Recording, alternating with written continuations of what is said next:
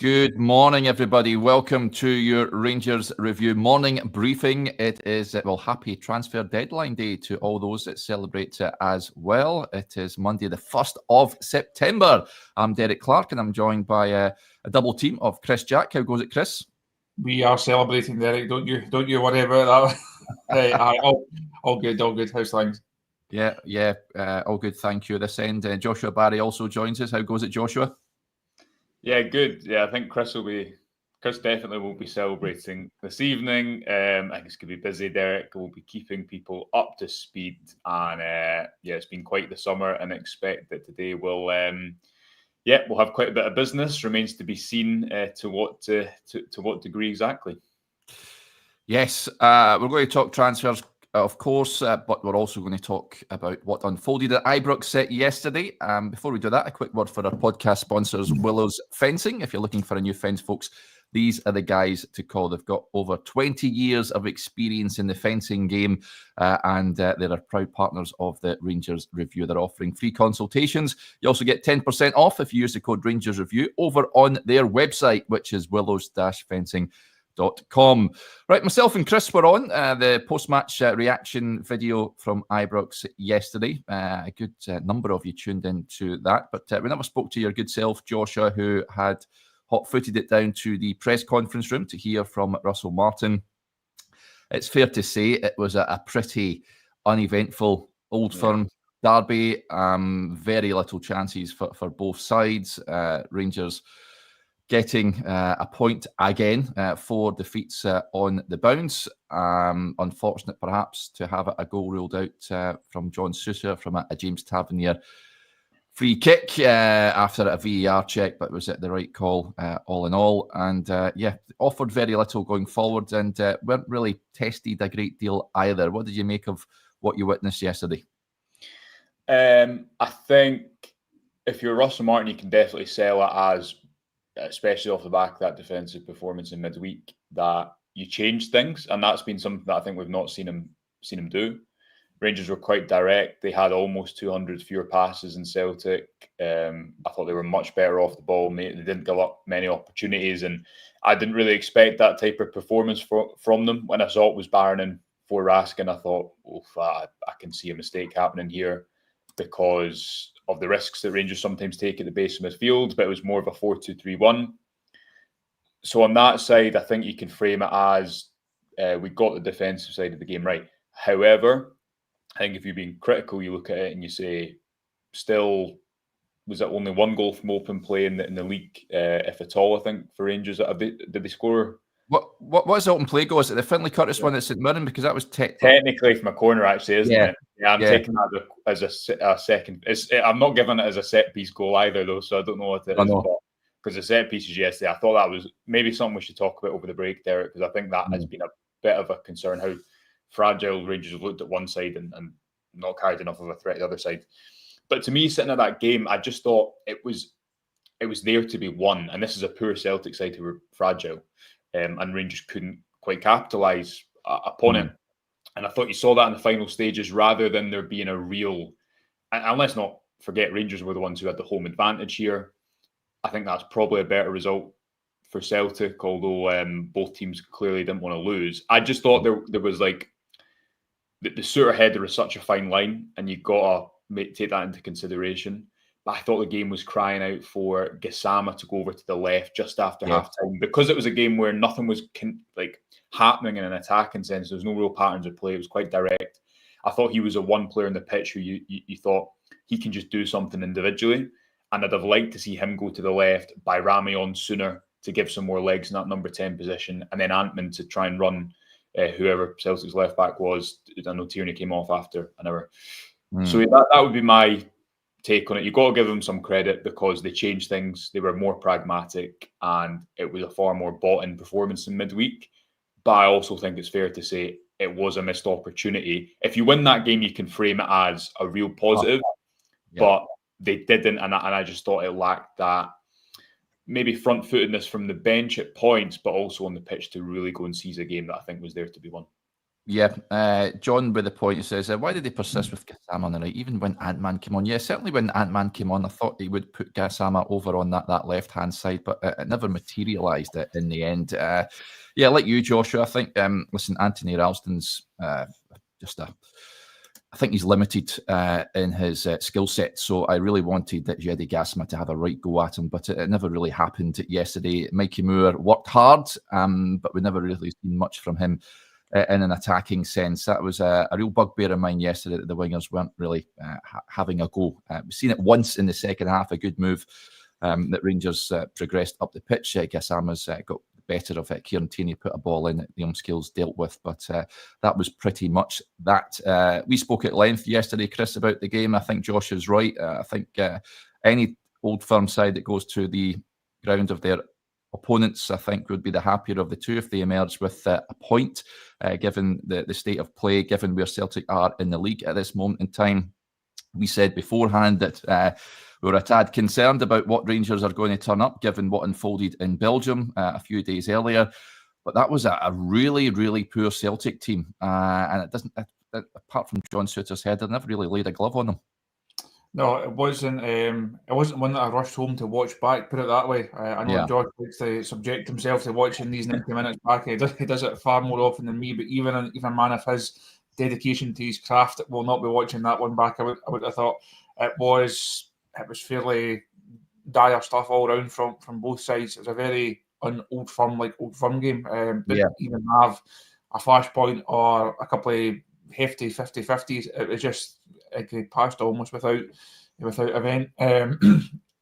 Like Josh, it feels like a missed opportunity for Rangers. Celtic, not great. Offered very little threat there to be got at defensively. Rangers just didn't do enough to actually take the game to them to try and build any real momentum. I think you have to say Rangers were the better side, but it's a fairly low bar. And I think, as Josh pointed to there, Russell Martin will take the positive from it and say it's another game unbeaten, and he'll be able to point to a clean sheet and point to, like I said, Conor Barron coming in and Diomande playing well. But you're looking for a bit more than that. You're looking for Rangers in an Old Firm game at Ibrox to go and be really on the front foot, to be aggressive, to go and create lots of chances, and to go and win the game. And outside that Souttar header, they didn't really have a proper crack at a Celtic defence. So I think Celtic will be pleased with their point. They will know that they'll do a bit of business today. They'll be confident that they'll be in a better place come the Parkhead game. What shape will Rangers be in come the Parkhead game? Where will they be in the league come the Parkhead game? Well, those are the big questions that have still to be answered. Yeah, just quickly on the fact that Russell Martin did change. I think that's an interesting point, because we obviously were on the video, myself and Chris or Blair in midweek, and I just thought I couldn't believe that when the game went 1-0 in Bruges and Rangers down to 10 men, it's 4-1 on aggregate. I couldn't believe that you didn't go damage limitation, that you kept Danilo on the park, that you didn't just suffer it out. Because if Rangers had lost that game 1 or 2-0, listen, 5-1 still bad on aggregate, but the red cards defined it, and the narrative going into yesterday's game is probably still Celtic have had this result, and that's maybe more of the focus for the neutral. Whereas instead, Rangers had the whole Nico Raskin situation, which obviously Chris reported on Friday. That dominated the pre-match discourse, as did the fact that they just suffered one of the worst defeats ever. So I thought the fact he changed was necessary, but the question for me would be, can you put those two together? Maybe a slight concern that we've seen the only real solid defensive performance from Rangers required them to be just so direct. And they did change. They had Magoma was kind of like a wide overlapping fullback, and you had Mikey Moore playing inside a little bit. Tello Asgard was quiet at number 10, but a lot of what he was doing, I think, was to keep Cal McGregor quiet, but didn't do quite enough on the ball. So yeah, I'm definitely mixed feelings in how you look back on the game, because it's easy to frame it in comparison to Wednesday and think that's better as a step in the right direction. However, I can't get away from the feeling that once again, Rangers just aren't strong enough to take advantage of Celtic in when they're weak.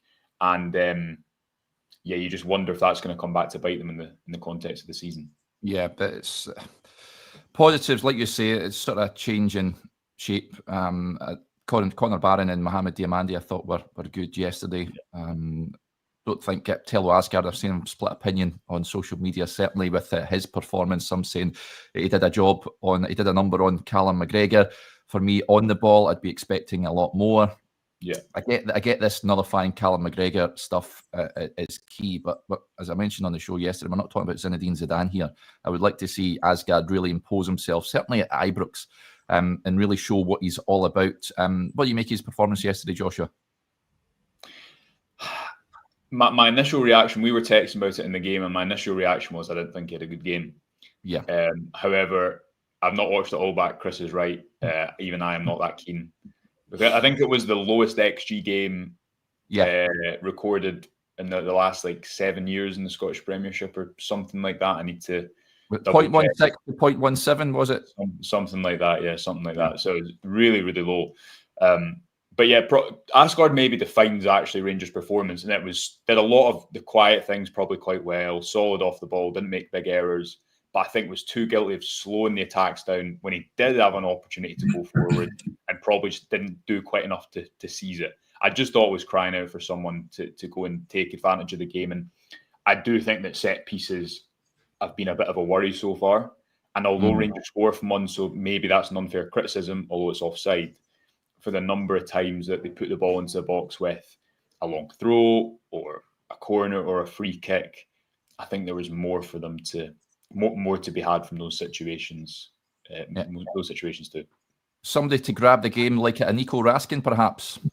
Yeah, who I'm sure we'll come on to. And I guess if you go into the Hearts, it all depends on what comes next. Because if Rangers draw against Hearts, then this result's a nightmare because you're going 5 games without a win. It puts a load of pressure on that Hearts game. You have, I think, Livy away in the league after that. So yeah, I don't know how often in the past Russell Martin has kind of played that direct. Rangers had less than 400 passes. Their pass completion was 72%. And it did. I was surprised that they were that kind of pragmatic. There had a few moments where they tried to play out. So yeah, it's interesting to see what happens next. But Diamandi and Barron were good. I thought Diamandi was probably the best player in the park for me. The frustration is that you want to see him put those performances together all the time. He just seems to thrive in games where it's a bit more kind of chaotic around him and he's got a bit of space to work into. And fair play to Barron. He was in a kind of double pivot at the bottom of midfield, which suits him more than on his own. But I thought he did well, especially when he hasn't started all season. So yeah, credit to him. Yes. So Rangers, as it stands, I think they moved down to 7th again with the results later on yesterday afternoon, which is mad. 4 points from 4 games, 6 points behind both Celtic and Hearts, who have started pretty well themselves. Had a good result over comeback win over Livingston. And with you, Joshua, talked about it briefly yesterday, but the games, the magnitude of them just increases with each game that passes by, and the fact that Rangers have yet to taste a victory yet. Hearts will fancy at Ibrox in just over 13th of September, just over a week's time. That Hearts game, as Josh touched on there, it's already hugely significant for Rangers in terms of their Premiership season. It's hugely significant for Russell Martin as well. I thought yesterday felt like a game that neither side, both obviously wanted to win it, but neither side wanted to lose it. Now, from a Celtic perspective, they couldn't afford an Old Firm defeat on the back of Almaty, having not spent any money, all the key board talk that's going on. Russell Martin couldn't afford the defeat because on the back of Bruges and the fact that the Americans were in town, it would have been a really bad look. Ibrox would have been quite the place if Rangers had lost yesterday. So ultimately, I think both teams were happy with their point yesterday. Next time out for Rangers, only 3 will do. They can't afford to fall any further behind Celtic at this stage. And you don't want to give Hearts too much encouragement either. They might not be playing at their highest level right now, but like a result at the weekend there, they're managing to get the points on the board. Rangers really need to go on a sustained run now, and that's something they've not looked like doing. So you look at Hearts coming to Ibrox, you've got the Hibs game in the Cup, you've got a trip to Livy, which just has disaster potentially written all over it at present. Livy away was the kind of result or the kind of fixture that people just thought Russell Martin Rangers will not be able to handle if they could go and handle it, it would be a big step forward for them. It would be a one of these great things that you can knock down almost. So yes, there's a lot of focus on today in the transfer window and how things unfold. But once you come out this international break, you can't understate just how important these next handful of fixtures are, and Rangers really need to raise their levels and prove that they can go and tick off these games in a successful manner. This point, Joshua, from Chris, I wanted to come to you on this one. Where does this leave Russell Martin? Owners did not look impressed after it yesterday. The first sort of stage of the season, if you like, has now come and gone. As we touched on there, Rangers 4 points from 4 games in the league. They've secured Europa League group stage football, at least. But of course, there have been some heavy defeats in there as well. What have you made of his start, and how would you sort of grade him if we're going back to the school assessment format? Has he got a D, a C? I don't know how you get graded these days.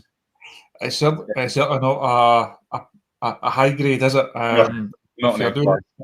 If you're doing it in Scottish football manner, if you're doing it in Scottish football manner and you give him a mark out of 10, I don't think he'd be getting over 5. When you used to be doing the ratings, I used to start at 6. At the end of it, when he went through a game and was just okay, always got a 6. You then got a 7 if you scored, or it could be a bit better than that. And then I don't think I ever actually gave him a 10. I don't recall any man boys ever getting 10. Russell Martin is nowhere near 6 at present. Never mind the top end of it. It's not been good enough to domestically. It's been. I know people try and say that there's been a lot on the go and it's a learning curve and there will be this pain, but for the Rangers fans, there's been too much pain, and not just that dreadful night last Wednesday that already feels such a long time ago. It has to get a whole lot better from here. I think the recruitment overall, people will ask questions about it. Again, you wait until 11 o'clock tonight, and then we can really get into the recruitment and see where Rangers are. Overall, I think the manager has to be a case of could have and should have done better. Sitting 4 points from 4 Premiership games, it's not good enough. He will know that, I hope. I think people at the club will know that, I hope. If they think that it's acceptable, then that's probably a bigger worry than the form right now. And as I said there, it has to get better, and it has to get better very, very quickly. Joshua, he said yesterday in that post-match press conference about behind the scenes and having a chat with the owners and about their understanding of the situation. He says, a guy earlier before the game at the BBC asked me about the pain threshold that has been reached already. The pain threshold has been reached time and time again at the football club by the supporters, by everyone else. Then the pain threshold gets reached. There's a change, and actually nothing's really, really changed. So I feel really supported by the owners. I feel the players and the staff needed to hear that yesterday, because definitely there was a lightness in the players after that. And then today they went and showed how hard they want to run for us as a coaching staff, run together for a team, run for the supporters, run for the owners, because they feel supported and they feel there's a plan in place. They understand it. We're disappointed we haven't got more points, but we're 6 points off the top of the league. And now we have to hunt, and we have to be hungry and desperate like we were today to win and get better. So it's not going anywhere anytime soon, Joshua. He's got the full support here from the owners, as he says. I'm officially not having. We are 6 points off the top of the league after 4 games. I can't. That's one way of spinning it, isn't it? Yeah, as well. As a PR dream. What's the office joke we make, Derek? We're performing as we want to. Yeah, yeah. So it's a good performance. Good performance. I think that he's right to say, and this is why I've definitely been more on the lenient side. Rangers have just been an absolute car crash, which leads to so much frustration. But also, if you keep sacking managers, you are just officially never going to get anywhere. Yeah. However, on the other side of that, I think the fact that you have to have the owners speaking to the players, effectively saying, as I understand it, was putting that address kind of like almost calm down. We're behind you. It's not just on you; it's on us too. The fact that has to happen in the first month of the league season indicates how it's gone effectively, and Russell Martin can attribute that to outside noise or whatever, but fundamentally the performances dictate that. And I would say that we haven't really seen. I was thinking this the other day, and since that Panathinaikos game, in the first few minutes, there was quite a lot of interchanging between the fullbacks and the central midfielder, and things looked quite neat and tidy. We've hardly seen that since, because the performances just haven't been there, because the control hasn't been there, and I think because at times we haven't seen enough of that realism that we saw yesterday against Celtic, which was they're a better pressing side at the moment than Rangers are probably playing out. They've got made up top. Just get the ball forward quickly and focus first on being robust and strong defensively. I think that change should have come a little bit earlier. So there's a lot to be desired performance-wise. You give them the benefit of the doubt, I think, in that the window is now closed. Will be closed by the time that Rangers play again.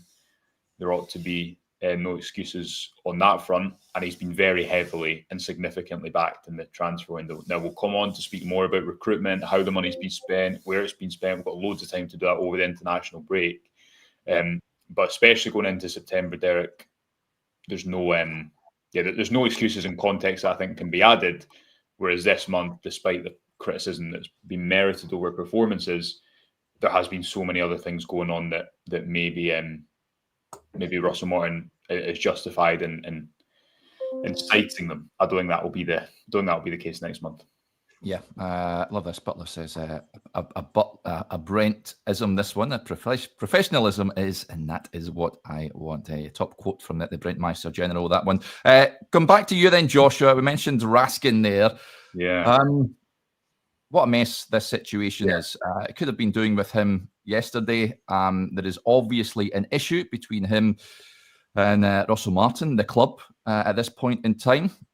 His transfer deadline day, it remains to be seen if he will be a Rangers player tomorrow, but it doesn't look good for him. I seen he posted that on his Instagram page watching the game yesterday on TV. Wasn't even in the ground yesterday. He should have been on the pitch, in all honesty, but there you go. How is this playing out, and is this something that could have been avoided? You're right to say it's a mess. It is a mess, and where it goes from here, honestly, I think it's still undecided, and we can bring Chris on this too, but we were kind of working a bit on the story last night, trying to attribute exactly what happens. You would be able to understand this, I think, if Rangers had a concrete buyer for Raskin on like Friday and there was a definitive end to this saga. As things stand, I don't think there is, and there's a possibility on both ways as to what happens. Now the question is, has that relationship been frayed on both sides to such a degree that it's irreparable? Can it be seen as a line in the sand? Rangers got a decent result. Is this seen as Russell Martin kind of outlining what he sees as the line that Raskin has clearly stepped over, and now he can be brought back in? Because two things I think can happen from here. One, you can't have Raskin stay at the club and not play. He's probably your best player. You need to work a way to get the best out of him. And number two, you can't sell him at a cut price fee. I mean, this is a guy who is probably going to start for Belgium again in the upcoming World Cup qualifiers. And okay, he has his faults, but he's far more strengths than weaknesses. Going back throughout the summer, and we spoke about it a lot. I remember writing about it in May, and at that point, speaking to people, it felt like an exit for Raskin was most likely.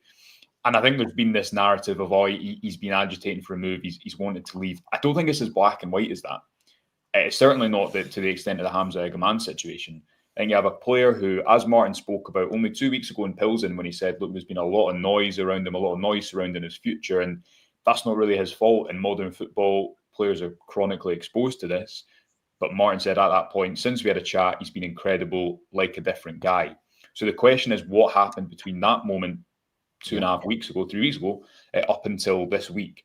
I would also say that if you're criticising Raskin for maybe having his head turned at points or exploring another move, or being a little bit impacted by the noise, then you also have to criticise the fact that I think the biggest issue with Rangers transfer window, as things stand, right? So we've not seen how the squad plays out. They've spent a lot of money, and I don't think they've built a spine to really build around as of yet. No. I think ideally what you do in the summer is, rather than bringing in Rothwell, you say to Raskin, you are my number 6. We're going to work on the issues and the faults in your game that maybe don't line up with what Russell Martin wants. But I think that unsettles a player too, because he gets shifted out into another position. He's probably only played a couple of games where he wants to, and he almost has to earn that spot again. So I can understand from his point of view why there would be frustration as well. It's going to be intriguing to see what happens. We'll be across it right throughout the day, but as I maybe put it over to Chris, it's been a story of peaks and troughs this summer, and with deadline day approaching at 11 o'clock tonight, I don't think Rangers even know what's going to happen there, and that is probably, as you say, Derek, that is the criticism of this situation, because we don't know what happens next with it. Yeah.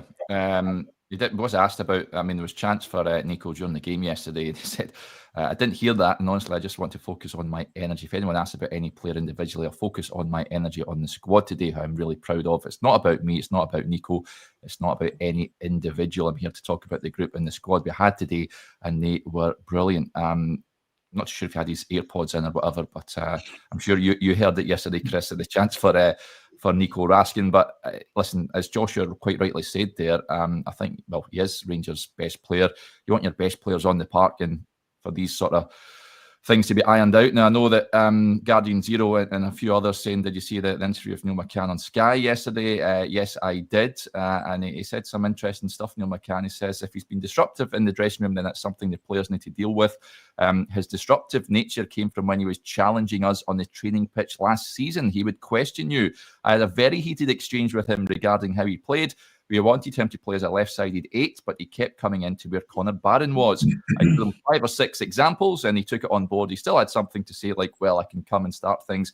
You have to be strong with him, but you have to understand that once it seeps into him and he gets it, and then he generally accepted it last year. So that is what Neil McCann had to say on working with Nico Raskin last season. What's the end game of this, Chris, do you think? I think on Neil's comments, I don't really see the negative of a player questioning his coach. I think that's a good thing, that a player's just not happy to say, well, if that's what you want me to do, whether I like it or not, or whether I think it suits me or not, whether I think it's the best thing for the team or not, I'm just going to go and do it. I spoke to someone a couple of weeks ago after Oliver Antman signed, and they made the same point about him, about how Antman would, in training sessions, he would ask questions of his coaches, and he would have that debate, have that conversation, and say, well, the coach will have his point of view, the player will have his point of view. Eventually, you find somewhere in the middle. Maybe a coach takes on a player's perspective. Maybe the player then comes round to the coach. So I think we know the type of character that Nico is. He's got that wee bit of fire about him, which I do like about him. I think that's a good thing for a player to have. If he had been sold in the first couple of weeks of the transfer window, I think people would have been upset to see him move, because there was talk of make him captain, build the team round about him, make him the guy that is the kind of stalwart of this side. That's also not happened, and the longer it's gone on, performances have not been good. Joe Rodwell has had a lot of criticism, has not really hit the ground running. So all of that kind of adds into people moving towards Nico Raskin's camp, and it's built and built and built. Ultimately, no player is bigger than the football club, and I think people have to remember that, whether it's Nico Raskin, James Tavernier, Cyril Dessers, or anyone that's come previously. It's all about the betterment of the team and the club. But the problem for Russell Martin in this one, he's almost picked a fight that he can't win, because the fans are so behind Nico Raskin, and it's dragged on. It's not been handled well. It's got to a situation where we're now hours out from the transfer window closing, and we still don't really know what the future holds for Nico. So you can't say definitively either way whether he will still be a Rangers player come 1 minute past 11 tonight or not. Derek, I think Chris is absolutely right that Rangers need more of Nico Raskins, who I'd much rather a player is disruptive but takes ownership and responsibility and wants the ball in difficult areas. And that's what the big issue with Bruges was for me, and why I criticised is there a spine to this team. Leadership is quite an abstract thing to try and define, especially from the outside. But I think you need personally a few more players with his personality, and if people are rubbed up the wrong way by that, as has been spoken about in the past with Raskin, this isn't a new thing. I I really don't think that's the worst thing in the world. To thrive in an atmosphere like Ibrox, I think you need to have a bit of that. And Rangers probably have had too many players who kind of go along with things and don't take ownership. Now, he's obviously crossed the line, and Russell Martin will have to have a degree of course, he'll have to have authority in the dressing room, and he can't let players get away with stuff that he deems unacceptable. But as a general rule of thumb, I think you need more of that than less of that in this Rangers team. Right, let's move on to transfers then, because the clock is ticking as we whittle down to the transfer window slamming shut, as they say. You guys have got a great piece on the website with the current state of play. Go and check it out, folks, if you haven't done already. But we'll start with you, Chris. Some players, Rangers are edging closer. I know Russell Martin was asked about the chap, Youssef Chermiti, just at the tail end of his press conference yesterday, and says he's a player he's very interested in. That looks like nearing a conclusion. We discussed him briefly yesterday and about the outlay, which is substantial to say the least. Other boy, big defender, centre-half, Derek Cornelius, looks like could be on his way as well. In terms of incomings, what can we expect today? I think you can expect a Chermiti announcement confirmation sooner rather than later. We'll check in with the club and see if there's a timescale on that one yet. But he'll be a Rangers player. He will be the new Rangers centre forward. That's one that's sparked a fair bit of debate. It has to be said over the last 24 hours or so. It's actually one that Josh had on the site about a fortnight or so ago, 10 days or so. We were the first ones to report that interest in Chermiti. It's moved on since then, and he will be a Rangers player. It's a big fee. It's a lot of pressure to put on his shoulders. But Kevin Thelwell and Dan Purdy, having signed him for Everton, clearly see something in him. Clearly believe that he can make that transition from a guy who's not really at it at Everton to a guy that can come in and really lead the lineup here. So that one will get done. We also expect Derek Cornelius to get done. Word last night was that there was still a bit of work to get through to get that one over the line, but it looks like that's the guy that Rangers have to put their hopes in to come in and be the addition that they've needed an addition at centre half for a long time. We reported on the Connor Cody interest. It feels like a long time ago now. There was in the Nobel Mendy deal that collapsed right at the last minute. So Rangers they've been active in the market for a centre half over the course of the window, and they will get that centre half. It looks like in the shape of Derek Cornelius. Josh, I'll come to you on Chermiti. I'm not too sure how much you've seen of him, but I can understand fans questioning why such a large transfer fee has been paid to Everton for this guy who's hardly kicked a ball, let's be honest. He's a striker. Could this money be spent better elsewhere? It's difficult to make an assessment on a lad when we've not even seen him play, but we don't really have a track record that fans go, look at Bojan Miovski. When that move materialised, everyone was pretty much universal in thinking this is a good bit of business from Rangers. This one, not so much.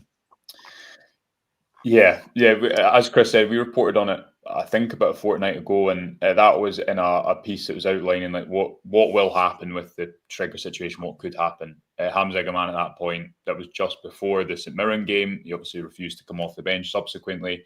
Our understanding at that moment in time, and I think the now general consensus, is that initial talks have been held over a loan deal for Chermiti. Rangers have obviously taken in a fair bit of cash. And discussions, as we understand it, have now developed to a point where it is a permanent deal that is being explored. It's a lot of money, and it's probably just the going rate for a Premier League player, even if he's not played that much because he's 21. But the argument would be, and again, we'll come on to all these discussions after, is that's maybe why you don't show up in the Premier League. We reported way back at the start of summer that there was going to be this pivot to a domestic market. And I think Rangers have signed, I think Cornelius will be the second player that they've signed that isn't from the English market, Chris. Antman apart from Antman. Yeah, so Antman and Cornelius. And Chermiti, I've seen a little bit of him, and I think he's highly rated. He was good enough for Everton to spend a lot of money on him. but when you spend that much money, it's a big risk because there's the pressure of the price tag. There's the expectation that he will score a lot. And as you say, Derek, there's the argument of we're speaking about have Rangers built a spine of the team. That's a lot of money to be spent. I think Rangers only spent about 13 million in their entire summer window last summer, and you've got the Chefty and Igaman fees out of that. This is a big expense. As Chris says, we expect it to be done. And we'll have more on the website in the coming days about why exactly this move has unfolded as it has, what type of player Chermiti is. But yeah, it is a significant outlay. Aside from that, our understanding is that Oscar Cortez could still go to Sporting Gijón, I think it's pronounced. National Club. Yeah, there you go, on loan. But that decision is still to be made on that. Reports from Sky Sports down south, and I believe up here as well last night, that Rangers had made another loan inquiry for Raskin. That's been another story of the summer because their bid was rejected in July, but I believe the slight complication with that could be that Palace ideally want a permanent solution, and Leicester might have the money if they sell one of their attackers to go and do that. Aside from that, also included in that piece is our expectation that at the moment, as things stands, Bayrami is likely to stay. He was on the bench yesterday, having not been involved for a couple of weeks. Our understanding is that there's been a conversation there between a player and manager to kind of smooth things out. Now, again, if a big bid comes in the final hours, you don't know. If the right move comes in for the player, you don't know. But the fact he was back involved yesterday, coming off the bench and involved ahead of someone like Dowell, who's been ahead of him in recent weeks, wasn't a coincidence. And I think that's everything off the top of my head. Chris, is probably more that I'm forgetting. NCL looks like he's heading off to Daniel Keefe, isn't he? Yeah, well, yeah. Again, I think there's a bit of work to do on that, Chris, and probably a bit of convincing on the player to make sure that that's the right deal for him. I don't think Dynamo Kiev is the priority for Insala at present. Still looking to also Rangers looking to try and move him on. That's been one that was a decision that was made fairly early on in the window that Insala would not be part of it. He's really fallen out the first team picture since. Was training with the bomb squad, I feel like. You know, your likes of your Ridvan, Cifuentes, Ben Davies, and as those guys moved on, the teammates for Insala to train with were slowly whittled away, and he was left looking at that John Travolta gif. You see the guy walks out in the room, just looks around, and there's no one else here. He will. I think the expectation is Rangers are keen to move him on, but I would, as it stands, I don't think Dynamo Kiev is the preferred destination for him. The other one that we've seen a lot of social media chat about, people keep asking us about, is Umar Diakite, a striker that was linked yesterday. As far as we understand it, there's nothing in that one, and he's not a target. So that one did catch us a wee bit by surprise yesterday, given how far along the Chermiti one was.